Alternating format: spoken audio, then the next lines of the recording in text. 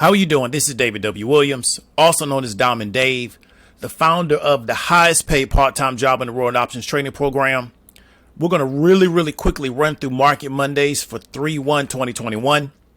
And we want to go ahead and reiterate to you that we do Market Mondays because we wanted to bring a market-based conversation to a person that may normally not hear anything about the markets.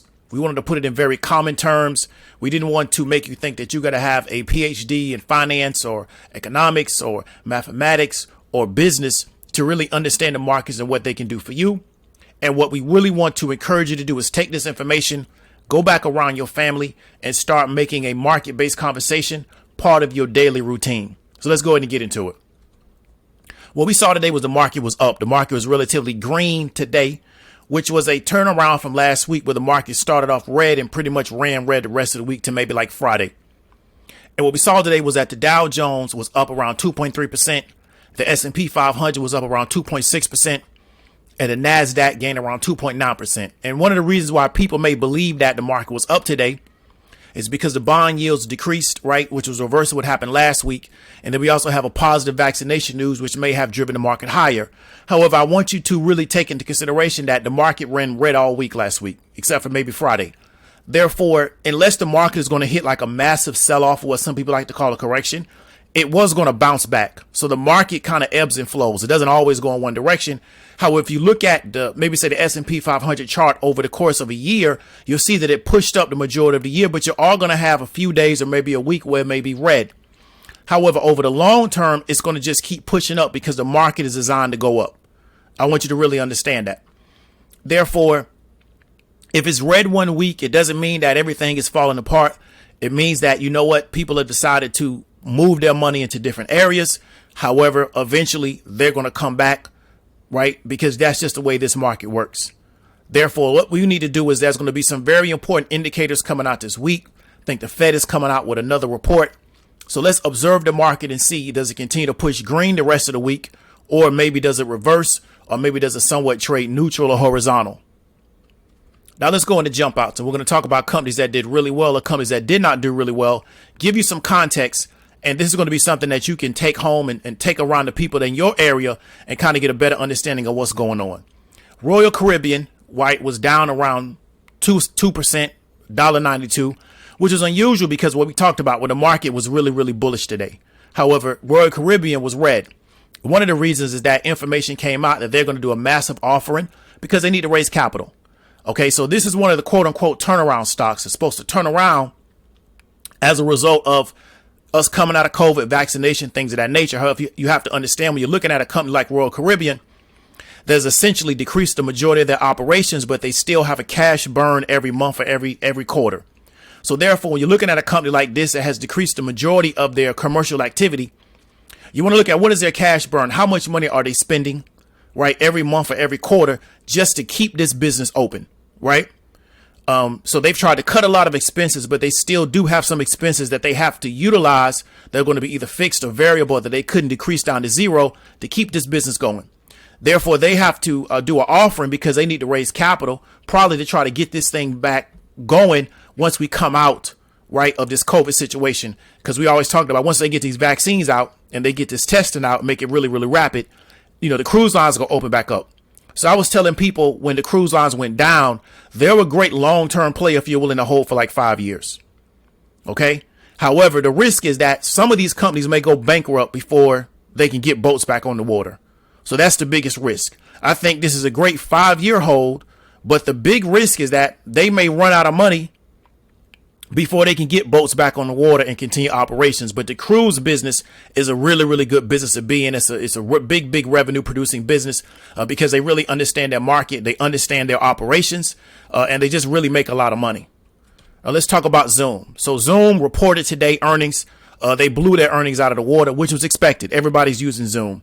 One thing that was interesting about Zoom is they gave a forecast for the next quarter, which is the quarter they're currently in. They gave a forecast for their next earnings to say that they believe that their revenue is going to even go up higher. I think we need to really observe that because with that new forecast, if they don't hit it or they have to change it, it could cause issues. However, Zoom is flying today. We may see Zoom go back to 500. It may happen. However, in my opinion, right? And I'm somebody that is really good at when it comes to the short side of the market. I think this is a very vulnerable stock. Why do I think it's vulnerable? Because I just don't really see how they continue to expand, right? This may be I think 2020 is going to probably be the best year for Zoom. We're going to look back 10 years from now, and 2020 was going to be their year. Just like sometimes you can look at a team where like they had 1 year where they did everything right. So I think look at like the 1990 to 1991 Redskins, right? They just had a year where everything went right for them. Well, that team has not been that good since then. We're talking about like 1990, 1991. So I think it was a 91 Redskins. I think the Giants won the Super Bowl in 1990. So it was the 90-91 Redskins. They just had a great year where everything went right for them that year. You see the same thing with the 2000 Ravens. Ravens won the Super Bowl in 2000. They didn't get back to that Super Bowl, I think, to either 2012 or 2014. So they had a decade or longer before they ever got back into the Super Bowl, right? It goes like that sometimes. So I think Zoom, what we're going to look back is that 2020 for Zoom, because of market conditions, because of how they were positioned, they really was at the right place at the right time. Everything went right for them. I think it's going to be hard for them to replicate these type of revenue and earning per share numbers into the future. And this stock is priced for a performance that's so far out. I think it's going to be hard for them to maintain expectations. That's why I think this thing is really being set up for the short side. However, you have to be observant and kind of understand when big money is going to want to exit this type of play.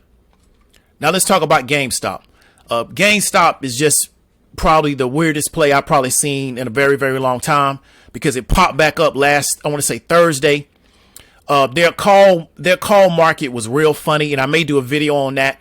A lot of stuff was going on in their call markets. Let me give you an example. I was talking to somebody on my YouTube channel, and it's just like me and this guy's having this conversation, and like I don't think anybody's really hip to it because it's on one of the videos that doesn't really get viewed a lot.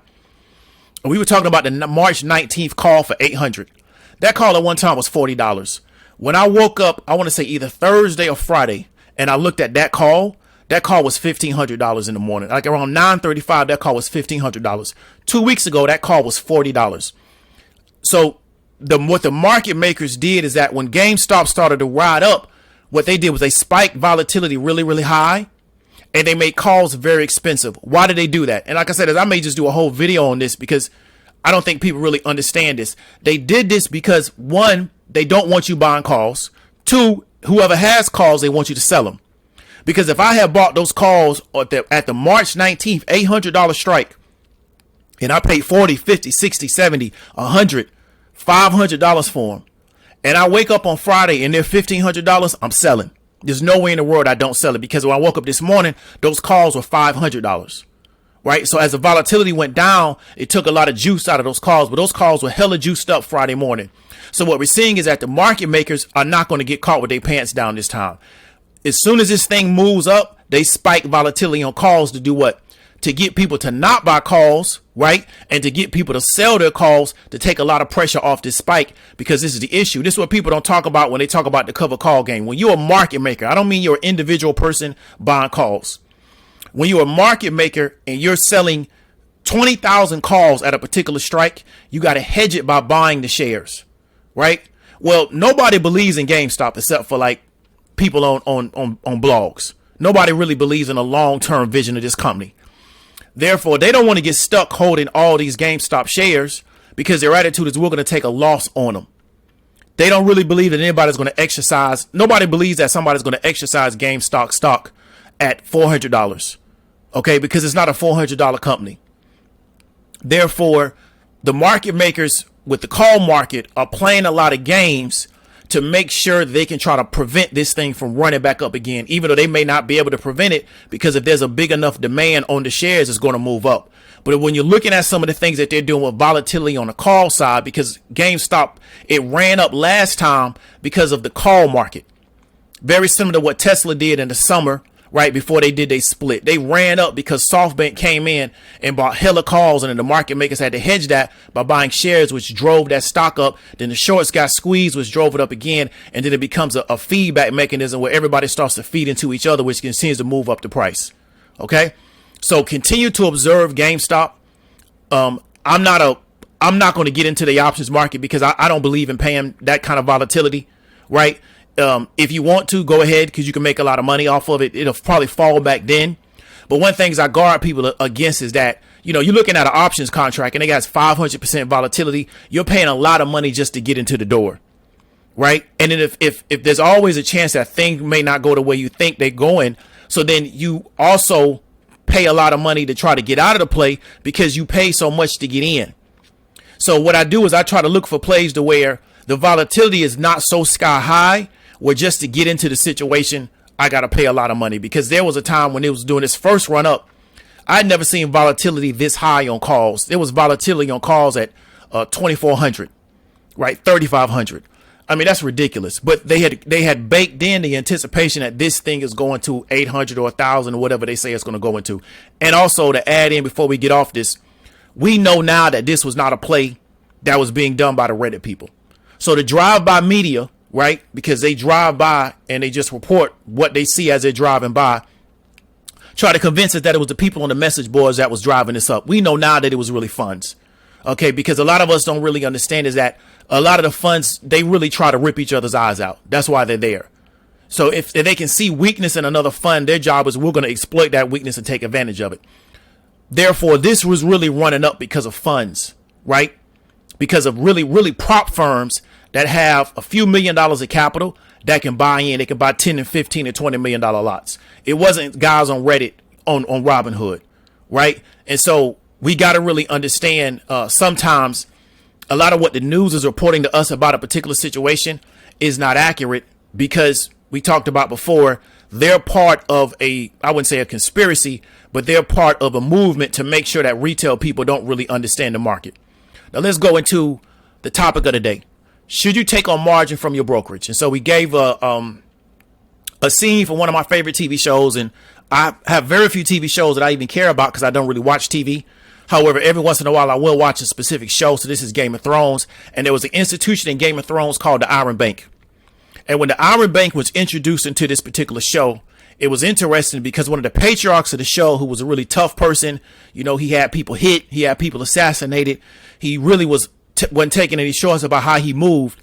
He was very much worried about his relationship with this particular institution, which they called the Iron Bank. So what we're going to talk about is that as a trader or even as an investor, because it applies in both scenarios, should you take on margin from your brokerage? Now, people are going to say, well, what is margin? Margin essentially is a loan. So let's say you hypothetically, you have the worth of your particular account. Let's say it's $5,000. That particular brokerage will say, you know what, we'll loan you 30% of your account. So whatever that 30% of that 5,000 is, they'll loan that to you, and they will allow you to trade or even buy stock on that 30% margin. Right. So that's very attractive to a lot of people. Now you can make a lot of money doing this. And this is part of finance. This isn't like anything negative and, oh, you got a margin account. This is like buying real estate. It's like taking on debt to buy real estate. It's just part of the game. Therefore, a lot of people, if they want to expand their position in something that they may be very bullish on, they will take on margin. Right. It's just normal. However, you have to ask yourself, is this the right scenario for you? Because what I want you to understand is this. You take on margin. They, in the terms of the agreements of that margin, it's going to be a case-by-case scenario. It may not just be for that particular brokerage. You got to look at your specific scenario. OK, don't go by this hard and fast rule. You may have to look at your own terms to take on margin. So if they offer you margin, ask them, what are the terms of the margin? Ask them, is there some way where I can read the terms that are going to be specific to my individual account? It may say that at any time they can do what we call a margin call, right? And you have a certain amount of time to respond to it and adhere to the terms of that margin call, or they will do 1, 2, 3 in response. And part of that 1, 2, 3 may be they may liquidate your account. What do I mean by liquidate your account? They may take the holdings in your account and they may sell them to get their money out of your account. You understand what I'm trying to tell you? So when you're dealing with these bankers and you're dealing with these financial institutions, you really need to understand they're not like these people that you may be dealing with around your way that's going to play games with you. They're not going to play any games with you. They're going to give you just enough rope to hang you, and then they're going to go hang you. And it don't matter to them because there's always another person to jump on that rope. You understand me? So when you start moving in these worlds of finance, They are here to fill a need of capitalization. They're here to fill a need of liquidity that everybody has, right? Everybody has needs of capitalization. Everybody has needs of liquidity, but you got to understand what you're getting yourself into. Okay. And so you can take on margin. I didn't even know Robinhood offered margin. I wouldn't understand, but they do. All right. My brokerages offer margin. I don't do margin. I do a cash account. One of the reasons why I buy put contracts as opposed to shorting is because to really be effective as a shorter, you got to do a lot of margin. One of the people that taught me how to really play the markets and trade kept telling me, never take on a margin account, never take on a margin account. So I always adhere to that. And I'm somewhat a hard-headed person, but I always, in that regard, did what they told me to do. However, every scenario is different. And one of the ways in which you really can expand your holding in something is to take on a margin. So let's say hypothetically, when Tesla was running up in the summer before the split, let's say you had a certain amount in your account and then you took on a 30% margin and you bought even more Tesla. Well, what would have happened is when they got ready to go into S&P, right, you could have got out, paid the brokerage back, and you would have been up. Now you got to ask yourself, like I said, what are the terms? How long are they going to allow you to maintain that margin before they're going to ask you to pay them that money back? So you got to look at the terms. And that's the most important thing anytime you're dealing with a financial institution. What are the terms of the agreement? What are they allowed to do? What do you have to do if they request it from you? And you need to make sure you understand that as just opposed to just thinking, well, they're going to give me access to capitalization, or they're going to give me access to liquidity. So should you take on a margin from your brokerage? Case by case scenario. If it works for you, I'm happy for you. And I hope you're able to take that liquidity or take that capitalization and go make you a lot of money. But at the same time, you need to know exactly what you're getting yourself into, because these financial institutions, they don't play games, right? They're not like the people that you may know it's going to be a BS party for the next 90 days. If you don't do what they tell you to do, they're going to start making moves on you, because that's what they get into.